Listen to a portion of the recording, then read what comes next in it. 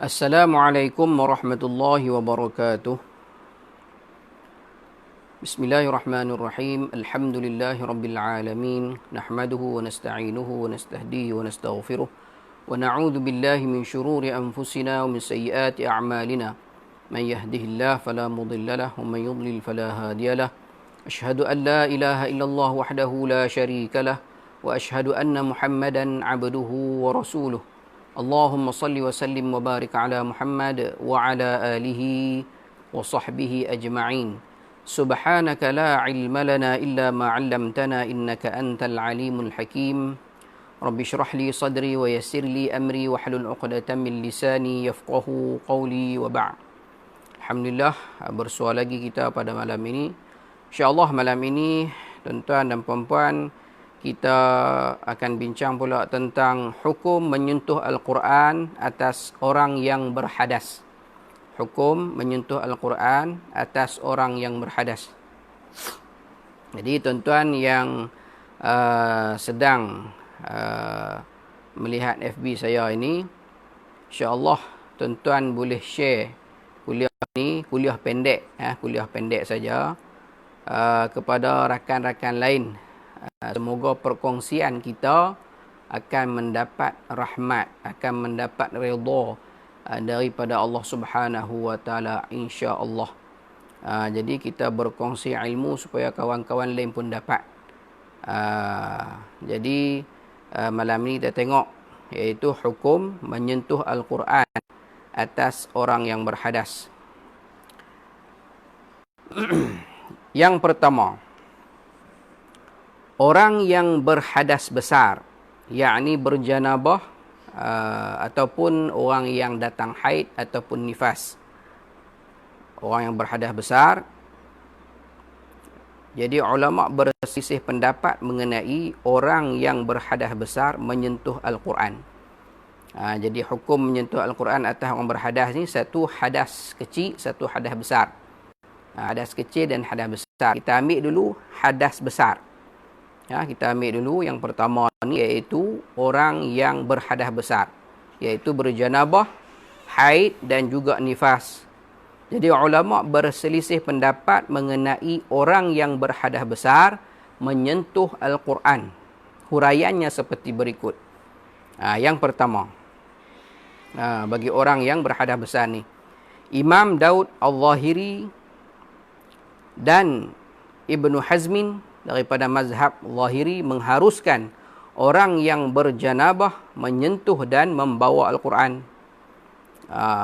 Jadi Imam Daud Al-Zahiri ni dan juga Ibn Hazm ni dari mazhab Zahiri, mereka ni membolehkan, mengharuskan orang yang berjanabah menyentuh dan membawa Al-Quran. Mereka berhujah bahawa surat yang dikirimkan oleh Rasulullah SAW kepada Heraklius ni mengandungi petikan ayat-ayat Al-Quran di dalamnya. Maka sudah tentu raja tersebut menyentuh, walhal beliau seorang Kristian lagi berjanabah.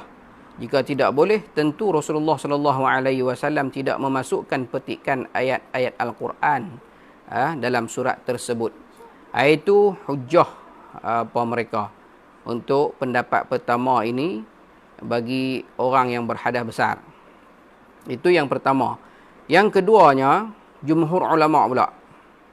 Jumhur ulama tidak mengharuskan orang yang berhadas besar menyentuh dan membawa Al-Quran. Mereka menolak hujah Daud Al-Zahiri dan juga Ibn Hazmin ni kerana surat kiriman Rasulullah SAW itu walaupun ada petikan ayat-ayat Al-Quran di dalamnya, tetapi ia bukanlah Al-Quran sepenuhnya. Bahkan surat tersebut samalah dengan kitab-kitab yang lain, yakni seperti kitab tafsir atau sebagainya yang boleh disentuh atau dibawa yang berhadas besar menyentuh Al-Quran. Jumhur ulama tak bagi.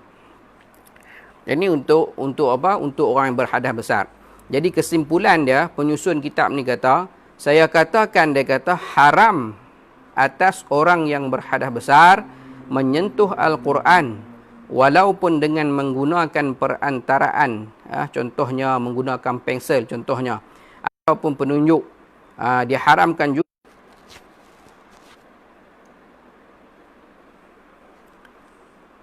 Okey tuan-tuan, minta maaf tuan-tuan, loading line tak berapa nak clear.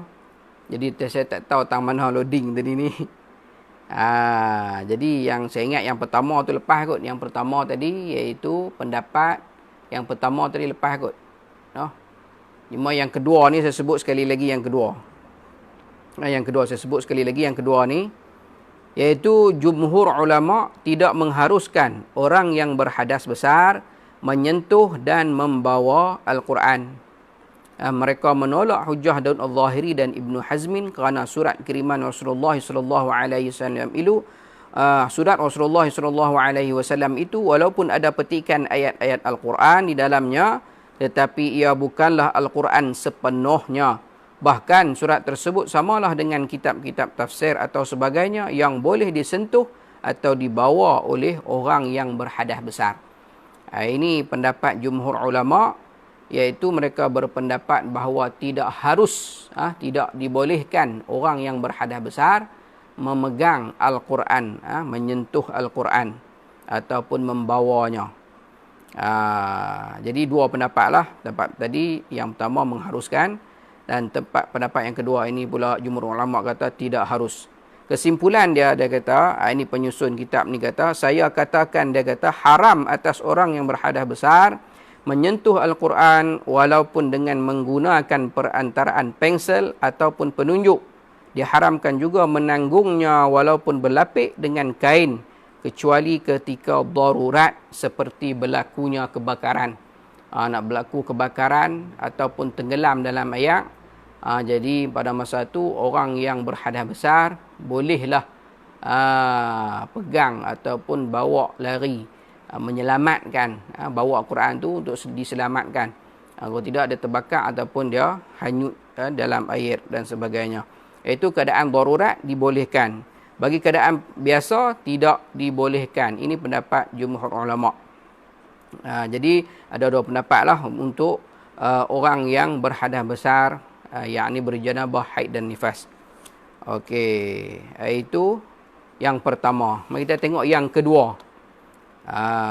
Orang yang berhadas kecil. Yang tadi berhadas besar, yang ni orang yang berhadas kecil. Hadas kecil ni maksud kata dia tidak ada wuduk. Dia tak ada wuduk. Dia tak ambil sembahyang.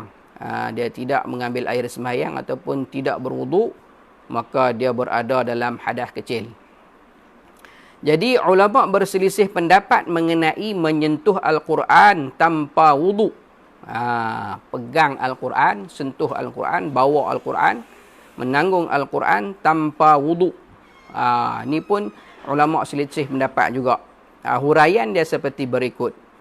Yang pertama, yakni jumhur ulama.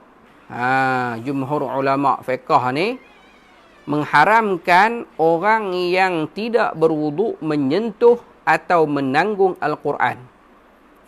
Jumhur ulama kata apa? Haram bagi orang yang tidak ada wuduk, tak ada ayat sembahyang, menyentuh atau menanggung Al-Quran. Mereka berhujah dengan dalil-dalil berikut. Yang pertama, firman Allah Subhanahu wa taala surah Al-Waqi'ah ayat 79, a'udzubillahi minasyaitonirrajim, la yamassuhu illal mutahharun.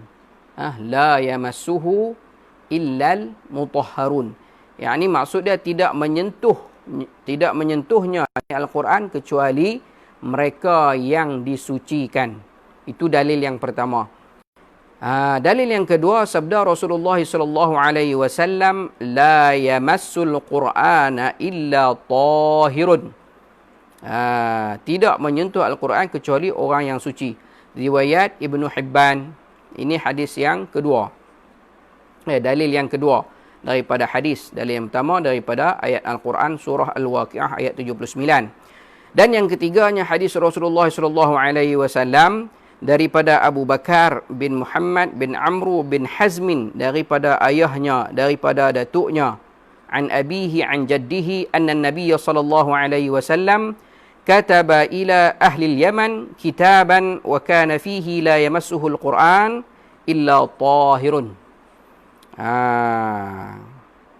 daripada Abu Bakar bin Muhammad bin Amr bin Hazmin, daripada ayahnya, daripada datuknya, bahawa Rasulullah SAW menulis surat kepada penduduk Yaman dan dalamnya mengandungi ucapan tidak boleh menyentuh Al-Quran kecuali orang yang suci. Hadis ini adalah riwayat An-Nasa'i. Inilah hujjah, 3 hujjah daripada jumhur ulama yang menyatakan bahawa orang yang berhadas kecil tidak ada wuduk, diharamkan ke atasnya menyentuh ataupun membawa ataupun menanggung Al-Quran.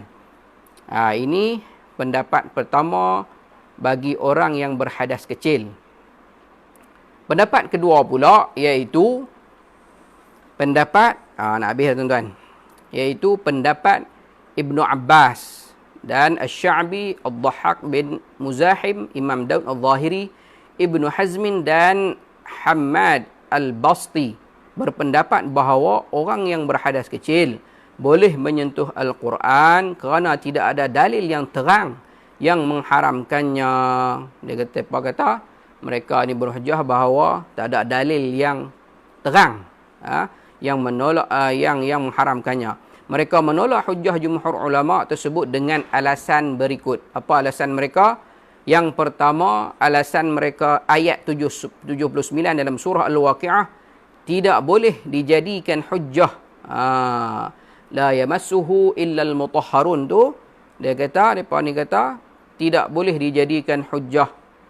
Kerana ha dhammir ganti nama pada la yamassuhu. Ha dhammir itu ganti nama hu itu kembali kepada Luh Mahfuz. Dan yang dimaksudkan dengan mereka yang disucikan itu di Luh Mahfuz itu ialah para malaikat. Seperti yang ditunjukkan oleh ayat-ayat sebelumnya. Hu itu bukan kembali kepada orang, iaitu kembali kepada para malaikat. Jadi ayat 79 surah Al-Waqi'ah ini tak boleh jadikan hujjah. Yang keduanya, hadis tersebut la yamassul Qur'ana illa tahirun ni, hadis yang dijadikan dalil oleh jumhur ulama ini terlalu umum. Perkataan tahirun ini, iaitu orang yang suci ini, mengandungi pelbagai erti. Mengandungi pelbagai erti tahirun ini. Ia mungkin bererti suci daripada hadas besar atau hadas kecil, mungkin suci badan daripada najis, dan mungkin bererti orang yang beriman, kerana orang beriman itu suci, tidak seperti orang musyrik, yakni kafir, kerana mereka dihukum najis. Firman Allah Subhanahu wa taala surah At-Taubah ayat 28, ya ayyuhalladzina amanu innamal musyrikuuna najasun fala yaqrabul masjidal harama ba'da 'amihim hadza. Ini hujah daripada orang yang beriman, sungguhnya orang-orang musyrikin itu najis, maka janganlah mereka mendekati masjid Al-Haram selepas tahun ini. Ayat dasar ni, ayat surah Taubah ayat 28 tu maksud dah.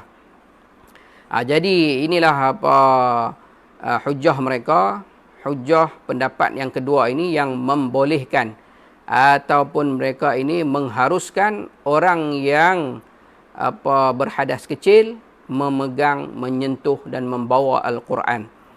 Kesimpulan dia, penyusun kitab ni kata, saya cenderung, dia kata, kepada pandangan pertama yang mengatakan haram atas orang yang berhadas kecil menyentuh Al-Quran jika mereka adalah orang awam, bukan ahli Quran. Orang awam, macam kita sebut malam hari ini, iaitu baca Quran setahun sekali, 10 tahun sekali baru nak baca, setahun sekali baca, bulan Ramadan baru nak baca, ataupun dia baca seminggu sekali, dia baca surah Yasin contoh, ataupun surah Al-Kahfi hari Jumaat, ataupun malam Jumaat pakat baca surah Yasin. Maka ini yang baca kadang-kadang ni, ini sebagai orang awam lah, dikira sebagai orang awam. Adapun pandangan kedua, pandangan yang kata mengharuskan boleh bagi orang tu berhadas kecil pegang Quran ni, bawa Quran, menyentuh Al-Quran ni. Adapun pandangan kedua yang mengharuskannya wajar bagi ahli Al-Quran. Wajar, dia kata, bagi ahli Al-Quran kerana memandangkan keadaan mereka yang selalu membaca Al-Quran tanpa mengira tempat dan waktu. Ahli Al-Quran ni dia selalu baca Al-Quran. Begitu juga para guru yang mengajar Al-Quran di sekolah-sekolah, kan, di mana sajalah, pelajar-pelajar yang membaca Al-Quran sekarang ni di sekolah-sekolah dibekalkan dengan Al-Quran. Setiap kelas dibekalkan, setiap murid dibekalkan dengan Al-Quran. Maka mereka ini pun ahli Al-Quran juga, sebab setiap minggu mereka membaca Al-Quran dan berulang-ulang mereka baca. Pagi pun ada kelas, petang pun ada kelas Al-Quran. Jadi wajarlah bagi ahli Al-Quran ini mengambil pendapat yang kedua ini, iaitu harus bagi orang yang berhadas kecil ini, yakni tidak berwudu untuk memegang Al-Quran. Wallahu subhanahu wa ta'ala a'lam. Jika ada salah silap tuan-tuan, saya mohon maaf. Dan tuan-tuan yang melihat menonton siaran saya ni, tolonglah share kepada sahabat-sahabat lain supaya kawan-kawan lain dapat juga ilmu ini, dan tuan-tuan pun dapat juga saham akhirat, insya-Allah. Niat kita ialah satu, menyebarkan ilmu, insya-Allah. Kita memudahkan kerja orang lain, tidak payah pergi menuntut ke sana ke sini, dan sekarang ni memang tak boleh pergi mana, kita duduk dalam rumah. Jadi dengan cara kita di media sosial ini, kita mengkongsikan kuliah-kuliah ataupun bahan-bahan ilmu ini kepada orang lain, maka dengan usaha kita yang sedikit ini, mudah-mudahan Tuhan permudahkan kerja buat kita, Tuhan permudahkan kita jalan ke syurga. Man salaka tariqan yabtaghi bihi ilman sahhalallahu lahu tariqan ilal jannah. Allah permudahkan orang yang menuntut ilmu ini, dan apabila dia boleh ilmu tu, dia menyebarkan kepada orang lain, kita menjadi sebaik-baik manusia, iaitu memberi manfaat kepada orang lain. Jadi tolong share tuan-tuan, saya minta tolong share kepada sahabat-sahabat lain. Jangan tengok saja tuan-tuan, dan jangan like saja. Saya tengok ada like banyak, alhamdulillah, terima kasih lah, tapi sharenya sikit. Share dalam 20 lebih macam tu. Tuan-tuan share lah, siapa yang tengok ni dapat pahala, insya-Allah. Dan insya-Allah saat lagi, dalam pukul 10.30 saat lagi, saya sekali lagi akan bersiaran live dengan kita akan baca surah Al-Mulk. Sebelum kita tidur, insya-Allah kita akan baca. Saya akan baca, dan tuan-tuan panggillah anak-anak ahli keluarga tuan-tuan, ambil yang semayang, dan kita baca. Saya baca di sini, tuan-tuan baca di rumah bersama dengan ahli keluarga tuan-tuan.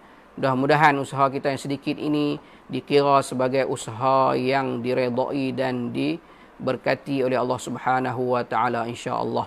Sekian, wassalamualaikum warahmatullahi wabarakatuh.